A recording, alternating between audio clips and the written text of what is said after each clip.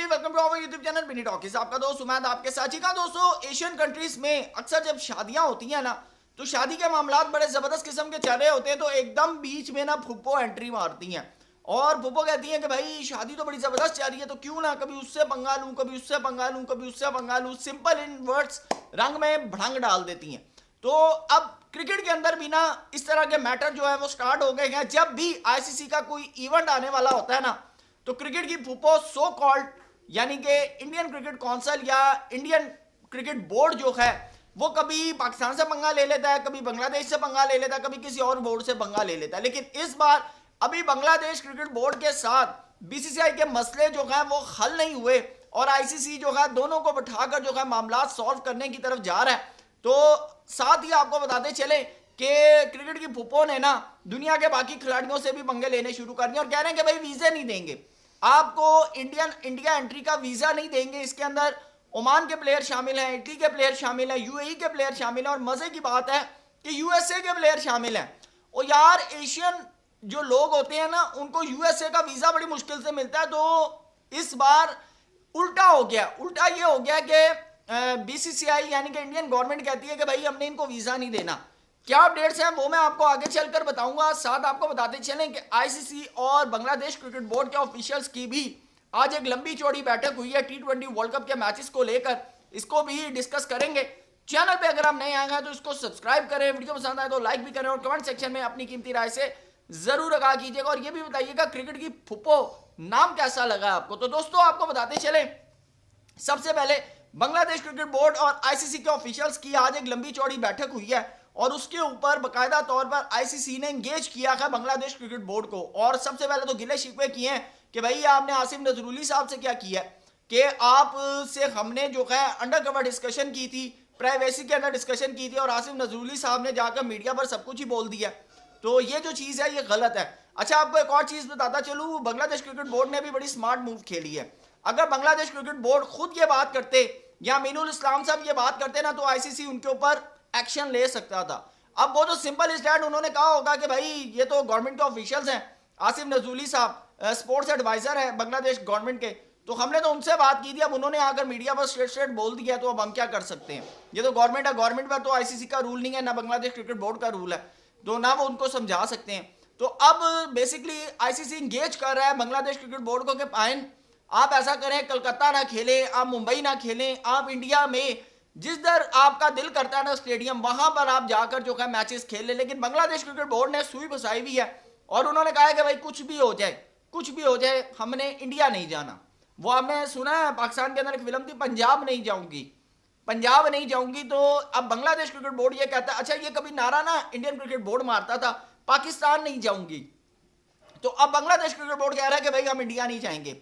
तो अब आईसीसी जो है ना वो दोनों तरफ मुश्किल में फंस गया। और दूसरी बात, आज एक सबसे बड़ा जो भंड मारा है ना वो क्रिकेट की सबसे बड़ी वेबसाइट जो है उसने मारा है। आपको बताते चलें ईएसपीएन क्रिक इन्फो, और अक्सर कहा जाता है कि ईएसपीएन क्रिक इन्फो की जो इन्फॉर्मेशन है वो 100% एक्यूरेट होती है और होती है, लेकिन जब बात आती है ना बीसीसीआई की तो भाई सबके पर चलते हैं, सबके पर चलते हैं। उन्होंने कहा no specific threat to Bangladesh team in India says ICC security assessment. अच्छा नीचे जब भी कोई खबर रिपोर्ट होती है तो नीचे उस खबर को देने वाले का बंदे का नाम होता है। अब ये जो बात ये कर रहे हैं ये या तो आईसीसी की तरफ से या बांग्लादेश क्रिकेट बोर्ड की तरफ से या बीसीसीआई की तरफ से है। तो उन्होंने नीचे बड़ा सिंपल लिखा हुआ है ईएसपीएन क्रिक इन्फो स्टाफ। तो अब मुझे ना यहाँ से बड़ी हैरान कुन यानी कि हैरानगी होती है मुझे कि यार ये आप क्या भंड मार रहे हैं, आप यानी कि इसके ऊपर क्या भंड मार रहे हैं कि यानी कि आप एक तरफ मुस्तफिजुर रहमान को कलकत्ता नाइट राइडर्स से सिक्योरिटी इशू की बेस के ऊपर आप रिलीज कर रहे हैं, आप कह रहे हैं कि भाई इसको नहीं खिलाना क्योंकि खतरा है, और दूसरी तरफ आप कह रहे हैं कि भाई कोई मसला, कोई प्रॉब्लम, कोई चिंता की बात नहीं है। तो गलत चीज़ ना, आप जब बीसीसीआई का नाम आता है तो अक्सर लोग ना घबरा जाते हैं। तो मेरे ख्याल से घबराना नहीं चाहिए, खुलकर बात करें और सबसे अहम चीज़ है कि इनको एक्सपोज करें, इनकी मोनोपोली जो है वो एक्सपोज करें। तो मैं अच्छा आज एक और चीज़ देख रहा था, बहुत से लोग बात करें पाकिस्तान को भी बाइकआउट कर देना चाहिए। क्यों भाई पाकिस्तान को क्यों बाइकआउट करना चाहिए? पाकिस्तान के मैचेस श्रीलंका के अंदर हो रहे हैं, ज़बरदस्त किस्म के हो रहे हैं। हमारे मोहसिन नकवी साहब ने इस दिन के लिए इतनी ज़बरदस्त पॉलिटिक्स की है, तो मेरे ख्याल से पाकिस्तान को अपने मैचेस खेलने चाहिए और बांग्लादेश क्रिकेट बोर्ड के मैचेस भी मेरा जहां तक मानना है वही होंगे जब बांग्लादेश जाएगा, क्योंकि बांग्लादेश ने कैटेगोरिकली कह दिया कि भाई इस मैचेस के ऊपर तो कोई बात नहीं होगी, हमने इंडिया में नहीं खेलना तो नहीं खेलना। आईसीसी ने प्रेशर डालने की कोशिश की कंडीशंस रख के, तो बांग्लादेश क्रिकेट बोर्ड ने कहा ठीक है भाई। और अच्छा आपको एक और चीज़ बताऊं, बांग्लादेश क्रिकेट बोर्ड ने यह भी कंफर्म किया कि अभी तक जो मामलात हैं वो बिल्कुल भी डेडलॉक की तरफ नहीं गई, यानी कि आईसीसी ने प्रेशराइज करके ये नहीं कहा अच्छा ठीक है नहीं खेलना तो फिर आप बाइकआउट कर दें। आईसीसी अभी भी बांग्लादेश क्रिकेट बोर्ड को जो है वो इंगेज कर रहा है। उसके पीछे रीजन ये होती है कि जब भी कोई स्केड्यूल बनता है ना तो तमाम क्रिकेट बोर्ड्स को ड्राफ्ट जाता है, और बांग्लादेश क्रिकेट बोर्ड ने उस वक्त ड्राफ्ट अप्रूव किया हुआ है, ये भी एक प्रॉब्लम है। लेकिन उस वक्त बांग्लादेश के अगेंस्ट इंडिया के अंदर इतने सख्त किस्म के मामलात नहीं थे जो आज हैं, और ना ही बीसीसीआई ने यह भंड मारा हुआ था मुस्तफिजुर रहमान वाला। तो अब भंड भी खुद मारा है और उस भंड में फंस भी गए हैं, और अब कहने भाई कभी तावन नायडू में खेल लो, चेपुक स्टेडियम चेन्नई में खेल लो, तो लेकिन बांग्लादेश क्रिकेट बोर्ड कह रहा है कि भाई हमने कहीं नहीं खेलना। बड़ा सिंपल सा मामला है। लेकिन अब दूसरी तरफ वो कहते हैं कि अक्सर जब आपकी मत मारी जाए ना तो आपसे ना कुदरती तौर के ऊपर और फैसले जो है गलत होना शुरू हो जाते हैं। अब आते हैं मेन वीडियो की तरफ। जो मेन वीडियो है आपको बताते चलें कि T20 वर्ल्ड कप 2026 के लिए 4 जो हैं अमेरिकन प्लेयर, जिसके अंदर आपको बताते चलें कि main top bowler Ali Khan जो हैं यूएसए के पाकिस्तानी नजाद हैं, उसके बाद शान जहांगीर हैं, उसके बाद मोहम्मद मोहसिन है और एहसान आदिल हैं। इनको भाई जो है ना वीज़े नहीं इशू किया। अच्छा आपको बताता चलूँ कि उस्मान ख्वाजा के साथ भी एक दफ़ा ये हो चुका है। उस्मान ख्वाजा जो हैं ऑस्ट्रेलिया के, उनके साथ भी ये इशू हो चुका है। बल्कि इंग्लैंड के एक स्पिनर हैं, उनके साथ भी ये ऑलरेडी एक दफ़ा हो चुका है कि जिस वक्त उन्होंने इंडिया ट्रैवल करना था तो उनको वीज़ा नहीं दिया था। ये अक्सर ये काम करते हैं। बल्कि मोइन अली के साथ भी एक दफ़ा ये हुआ है कि वो जिस वक्त आने लगे हैं ख़ास तौर पर इंडिया, तो उनको वीज़ा इशू नहीं हुआ, क्योंकि उनकी जो बर्थ है या उनका जो फैमिली का जो बैकग्राउंड है वो पाकिस्तान से है।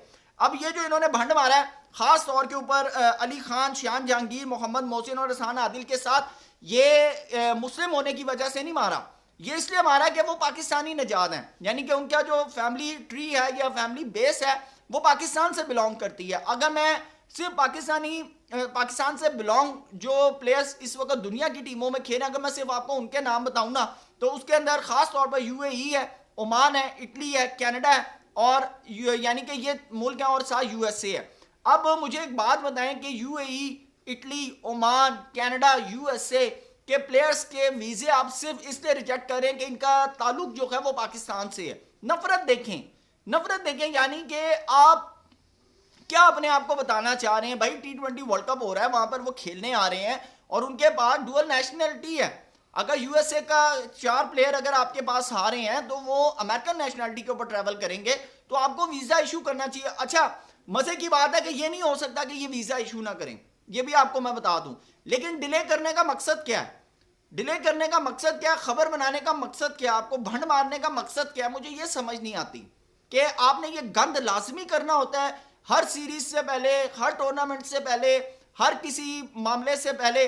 अगर इंग्लैंड आपके उधर आ रहा है तो आप देखते हैं कि जी इंग्लैंड की टीम में कौन सा ऐसा प्लेयर है मुसलमान जिसका बैकग्राउंड पाकिस्तान से, भाई इसको वीज़ा नहीं देना। उस्मान ख्वाजा आ रहा, तो वो रिटायर हो गए हैं, उस्मान ख्वाजा आ रहा है ऑस्ट्रेलिया से, ओ भाई इसको वीज़ा नहीं देना, इसका बैकग्राउंड जो पाकिस्तान से है। अच्छा उसके बाद यानी कि आप उसको ये बताते हैं कि भाई तुझे हम इसलिए जिल्लत दे रहे हैं कि तू पाकिस्तान से बिलोंग करता है। इसमें उसकी जिल्लत नहीं होती, आपका असल फेस जो है ना, फेस एक्सप्रेशन जो आप कहते हैं कि खाम खार आने वाले मेहमान को वेलकम करते हैं, वो शो हो जाता है। तो अभी आपका बांग्लादेश क्रिकेट बोर्ड के साथ मामला सुलझा नहीं है, तो आपने ये जो दुनिया के जो प्लेयर्स हैं ना जिनको आपने अभी वेलकम करना है, ठीक है ना, आपने उनके साथ जो है ना वो प्रॉब्लम छेड़ ली है। तो अब आप यहां पर भी अच्छे खासे जो है वो एक्सपोज हो रहे हैं। असल में बात सिंपल सी है कि जब अब आपके मामला खराब हो रहे होते हैं ना, फिर आपको समझ नहीं आ रही होती और आप इस तरह की हरकतें जो है ना वो कर रहे होते हैं। और मेरे ख्याल से यूएसए के प्लेयर्स के साथ तो मेरे ख्याल से आपको करना महंगा भी पड़ सकता है।